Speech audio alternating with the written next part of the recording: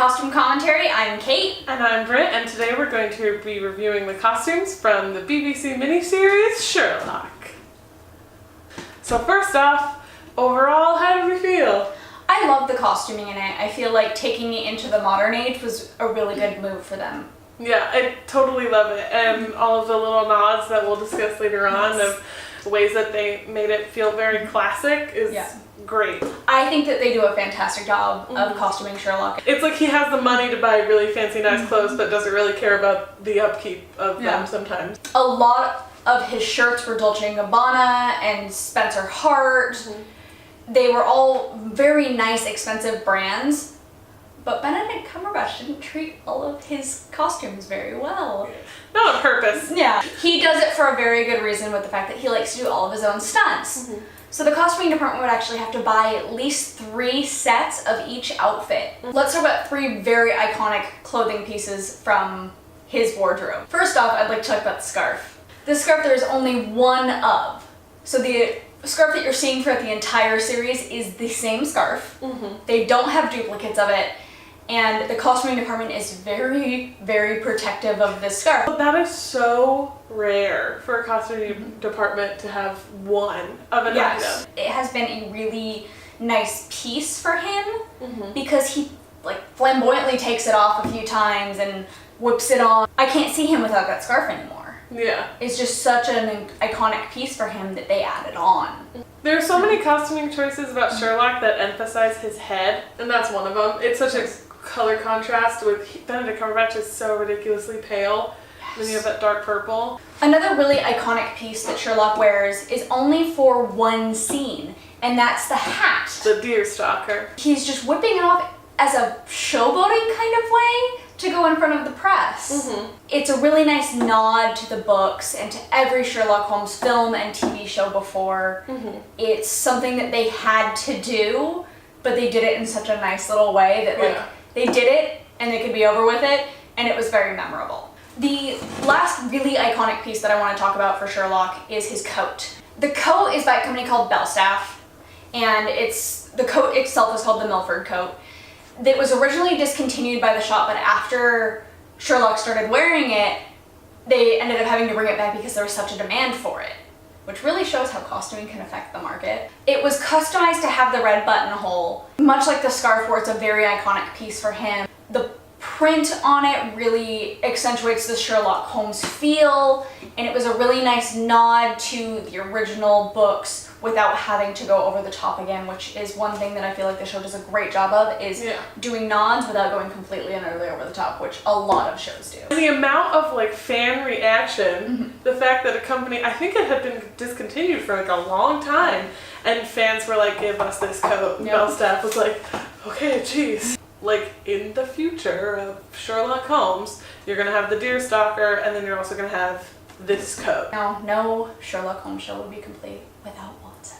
Watson is my personal favorite character, and as we'll talk about later, one of his outfits is my favorite costume from the whole show. The way that they have costumed him is very thorough. It's very utilitarian, very militaristic. One of his jackets he wears is even referred to as the shooting jacket. One subtle detail that shows this is everything he wears has at least 8 different pockets. He's just always thinking ahead and what things are going to have advantages to him, not any sort of vanity or anything like that, but still manages to be, distinctive. Sherlock in this series has that coat. John has his cable knit jumper, which I could not find anywhere by the time I got into BBC Sherlock, even though I wanted one, because so did everyone else. On top of his military background, the utilitarian aspect of all of his clothes also lends itself handy because he is a doctor. Everything about John Watson says function, not form. The one tiny thing, they must have a fantastic budget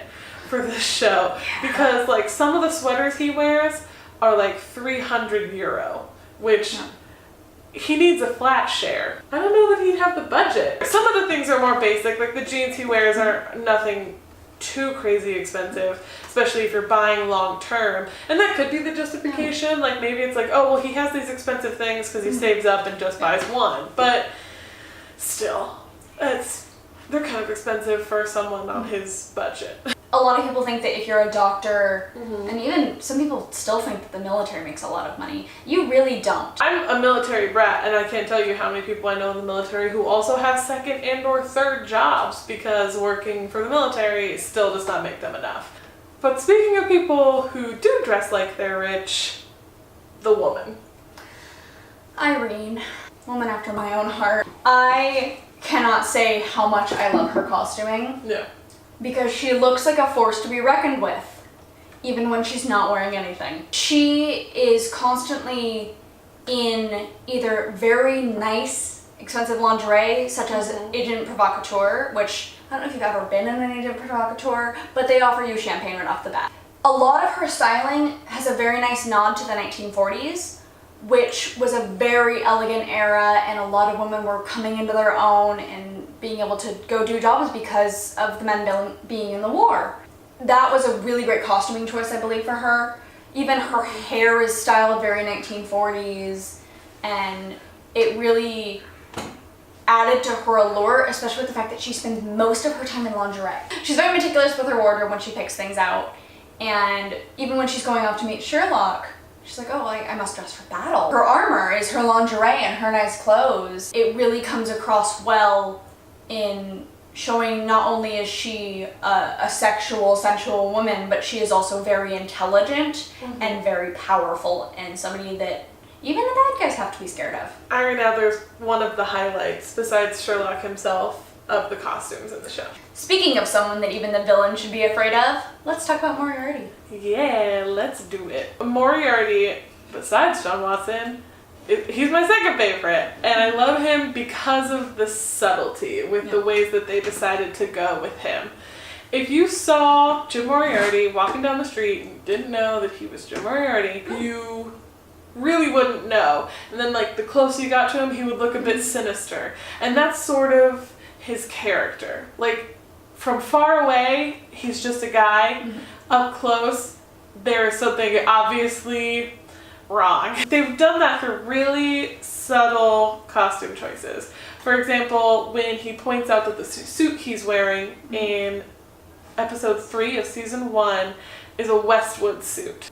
Hearing that at face value, if you don't know who Vivienne Westwood is, it's like, oh, that must be some fancy fashion designer. Which, her suits are expensive, but she is in no way fancy. Vivienne Westwood is essentially one of the creators of like the punk fashion that you think of with safety pins and plaids. One of her quotes, I believe it's her, if not, I'm sorry, but she says something to the effect of, once you call something punk, it isn't punk anymore. Yep. So the things that she does now are punk to her, but they're not what you would call punk. And at face value, someone else is like, oh, it's just a suit. But the fact that it's a Vivienne Westwood suit says a lot. That little subtle detail is really important. And then with the Alexander McQueen tie with the skulls on it, who Alexander McQueen was sort of the punk fashion designer of his era. It goes against the status quo, and it's something people don't expect, and it's something that was very controversial, which is sort of the definition of a punk designer. Jim Moriarty, they almost made him like a grown-up punk kid. So they, classed up all of his costumes, but kept this sort of rebellious vibe underneath. And there's so much more subtlety in the second season when he's on trial. He's wearing a tie pin that has the head of a wolf on it. And he's wearing a suit that I bet you at least $10 is probably made out of wool, and they were literally making the pun that he is a wolf in sheep's clothing. That is amazing. That much subtle detail and thought.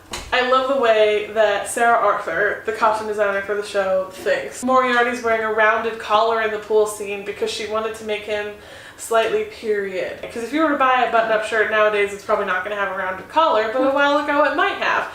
So she picked subtle details like that, not only for him, but every other character that hint at, where these characters came from as far as the books, where they came from as far as their history within the show, the influences that inspired their character, and it's really well done. So I know we both want to talk about our favorites, but we should do bad news first. Which one's your least favorite? My least favorite is actually Sherlock's pajamas and dressing gowns. All of his pajamas and dressing gowns are from Savile Row. It's an area in London where all of the couture designers have their shops. So obviously these came from very expensive places. Alexander McQueen learned to sew in Savile Row. Now, it's not that I don't really like the costumes, I just don't think that they're the best choice for him at home. Yeah. He doesn't seem like the type of character to me who cares about how fancy he is when he goes to bed. When I think of Sherlock, I think of him as like a t-shirt and underwear kind of bed person. Yeah. There are a couple times where he wears different sleeping outfits. Like, I think there's one time where he is in like a t-shirt and pajama pants, and then there's one time where all he's wearing is a blanket wrapped haphazardly around him, which that seems more Sherlock than the dressing gowns. That's personally why I don't like it. I just feel like it's not very Sherlock-esque. What was your least favorite? My least favorite is sort of like picking my least favorite item off the menu at Taco Bell, like a really loud Taco Bell, so it's still good, it's just not my favorite. Yeah. But in season 2, during the Hound of the Baskervilles, John Watson wears this coat that's this military green color, and it has like a storm flap and drawstrings. That jacket does not help him, and it also feels a little tight. On Martin Freeman, it's a bit tighter around his stomach and chest, which to me says they needed to get him one size bigger. Yeah. And they didn't, so it doesn't fit very well. And also because he is so short, it comes down to right at the top of his thigh and like cuts him in half, and it makes him look 10 times shorter. So it's not that the jacket isn't cool or the outfit isn't cool or that it doesn't fit him character-wise, it just didn't look good. Favorite time? What's your favorite? My favorite outfit is the outfit that she is wearing when she's picking out her outfit that she's going to meet Sherlock in. So it is this sheer green robe almost, but it is closed, and a pair of what are a combination of garter belts and panties and stockings. That's all she's wearing. And it is just such an iconic scene where she opens the doors to her closet and is just thinking like, okay, well, what am I gonna wear to meet this person? It's sexy without being Gross. gross. Yeah, gross. She still looks so classy. What's your favorite? Well, I couldn't pick one, so I have two, but they're from the same scene. My favorite looks are Jim Moriarty and John Watson from the climactic pool scene from season 1. There were some really subtle choices that made that scene spectacular. Some of which we've already talked about with the Vivienne Westwood suit and the Alexander McQueen tie. But John Watson I love particularly because of a really subtle thing that's almost an optical illusion that they did with his costumes. The parka he is wearing that, spoiler alert, has a bomb in it, is huge on him. Yeah. And Martin Freeman is already, as discussed earlier, a small guy. It makes him look literally like a kid. It is the first time in the series where John is like really, really in danger, and also where he has no control over the situation. It's all between Moriarty and Sherlock now. It's the first time that he has absolutely no say in what's happening to him, which is a thing that he hates. And so making that decision to put him in that giant parka and the fur around his head, like even he just looks so small and helpless. That was such a cool costume choice. Yes. And I was like in awe of it, especially the second time that I went back and watched it, and I realized like he looks so small. Looks so small. They did it perfectly. A very beautiful scene in a horrifying way. Overall, we loved the costuming in this show. It really, with the compilation of the subtle nods to the books and all of the Sherlocks that have come before, and all of the very distinct characters and the subtle way that the characters are portrayed, it was a beautiful job on the costuming department's part. The difference between a show like this and another show we talked about previously, Rain, which seems to be made to try and pander to people, the fact that all the clothes are so rich and luscious is not like the main focus. They don't detract from the plot in order to have these clothes. Exactly. Which is something that Rain definitely did. So it was done really, really well with this show. So that's it for this review of BBC Sherlock. Make sure to leave us a like if you liked it, and comment down below what you'd like to see us review next. Thanks for watching. Have a great day. It does not. Look at it. Let it catch on you. Here, wait, face. Pass the face.